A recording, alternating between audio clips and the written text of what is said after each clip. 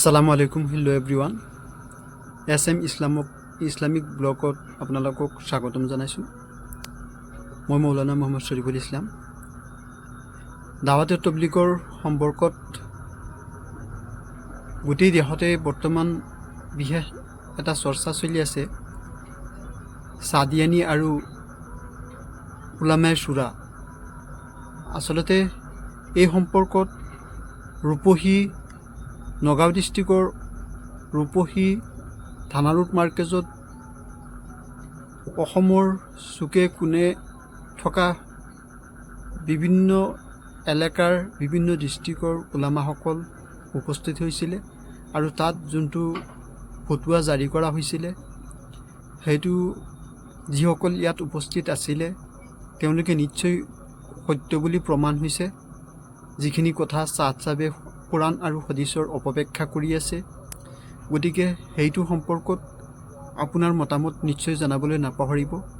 আৰু এই মৰ্কাজত থকা কিছুমান দৃশ্য কিছুমান কথা বতৰা আপোনালোকক শুনাই ল'ব বিচাৰিছোঁ। যার কারণে সারা পৃথিবীতে একটা গোলযোগ বসলো। এখন কেউ প্রশ্ন করতে পারেন যে মোতাকার হাদিসের মধ্যে কোনো অসুবিধা আছে কি? খুব কোনো অসুবিধা নাই, কিছু নীতিগত ভাবে কিছু অসুবিধা আছে। কি অসুবিধা? প্রথম অসুবিধা এইটা যে এই কিতাবটা কে লেখছে কে কিতাবটা? আপনারা জানেন কি? পাকিস্তানের কয়েকজন আলেম মিলে এই কিতাবটা লিখছে। তারা এখনো জীবিত আছে, তারা এখনো অ্যাক্টিভ করে।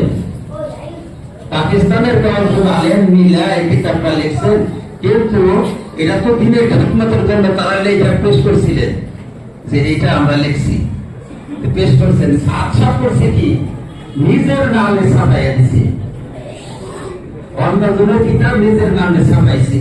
আপনারা জানেন এটা কি হয় শরীয়তের দৃষ্টিতে? এলেম চুরি হয় না, কালাম চুরি হয় না, এলেমও চুরি হয়, কালামও চুরি হয়। তাহলে এই কিতাবটা সম্পূর্ণ আত্মবান্ত কিতাবটা চুরি করা কিতাব। এই একটা নীতিগত ভাবে একটা ভুল আসলো। 2 নম্বর হচ্ছে যে আম মানুষ তবলিগে থাকে, আম মানুষ, আর আম মানুষ কিন্তু মাসাইল বুঝবে না। মাসাইল সংক্রান্ত হাদিস আম মানুষে বুঝবে না, যার জন্য উলামায়ে কেরাম আওয়ামের সামনে যখন লেকচার করে ফাজাইল মূলক হাদিস বর্ণনা করে, ফাজাইল সংক্রান্ত হাদিস উলামায়ে কেরাম রাখেন। আমাদের ফাজাইলের কিতাবের মধ্যে সম্পূর্ণ ফাজাইলেরই হাদিস আছে, কিন্তু মুনতাখাবের মধ্যে উভয় প্রকারের হাদিস আছে। এখানে মাসাইলও আছে, ফাজাইলও আছে। ফাজাইল তো আছে, ফাজাইল তো থাকতেই হবে, কিন্তু এর মধ্যে মাসাইলের হাদিসও আছে, যেটা আমাদের এই আওয়ামের যখন যোগ্য না, আওয়াম বুঝবে না, কোন হাদিস বুঝতে পারবে না। এইটা হলো 2 নম্বর অসুবিধা। 3 নম্বর অসুবিধা হলো যে ক্লাস সিলেবাস তো থাকে, একটা কারিকুলাম কোর্স থাকে। তো কারিকুলামের মধ্যে কারিকুলামের কিতাব বাদ দিয়ে অন্য কিতাব যদি বোঝাই দেয়, দুনিয়ার কেউ মানবে না। কারিকুলাম থাকে, বক্তব্যে আমাদের ছেলে মেয়েরা নুরানি কায়দা নিয়ে যায়, নুরানি কায়দা আমরা একটা দিয়ে যায়। ওখানে যদি কোনো ছেলে মকসুদুল মুমিন নিয়ে বক্তব্যে যায়, পড়াবে তাকে কিতাব, এটা আমাদের সিলেবাসের কিতাব না। কিতাব খারাপ না, কিতাব ভালো, কিন্তু আমাদের সিলেবাসের অন্তর্ভুক্ত না। এই এলপি স্কুলে কবি পাঠ করে, কবি পাঠ না নিয়ে বুখারী শরীফ নিয়ে গেল স্কুলে, তাহলে শিক্ষকেরা গ্রহণ করবে না, বলে এই কিতাব না আমাদের স্কুলে। কাজে আমাদের এক কথায় যে এটা আমাদের সিলেবাসের কিতাবই না, এইটা হলো এক অসুবিধা। আর এইটা বিনা পরামর্শ নেওয়া হয়েছে, সেই জন্য এখনো বোর্ডের উলামা যারা, বোর্ডের মানে মূল সদস্য যারা, তারা এখন পর্যন্ত অনুমতি দেয় নাই। কাজে মুনতাকাব হাদিসটা ছেড়ে দিতে হবে, মুনতাকাব হাদিস পড়া যাবে না, ক্লাসের কিতাব না, এটা বাইরা কিতাব। কেউ নিজে নিজে বাড়িতে পড়তে চায়, সেটা আমরা নিষেধ করি না। এই কিতাব পড়লে আলেমদের সাথে যোগাযোগ থাকতে হবে।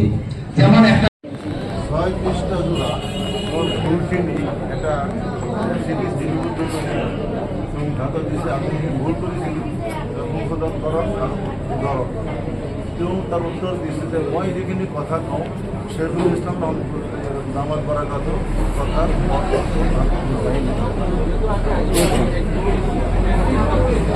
আমি সিদ্ধান্ত লৈছোঁ মানে চাহচাহ যেতিয়ালৈকে উত্তৰত নাহিব তেতিয়ালৈকে তেওঁৰ অনুসৰণ কৰি দাৱতৰ কাম কৰা যায় নহয় আৰু তেওঁৰ অনুসৰণ কৰা যিমান মানুহ আছে অসম বা ভাৰত বা পৃথিৱীৰ ওপৰত তেওঁলোকৰ অনুসৰণ কৰিও এই দাৱতৰ নোৱাৰি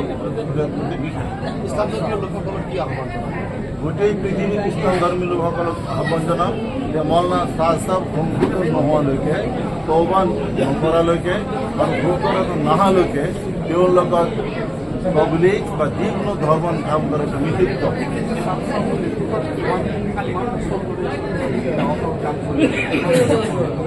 মোৰ জনামতে তেওঁ 2015 চনত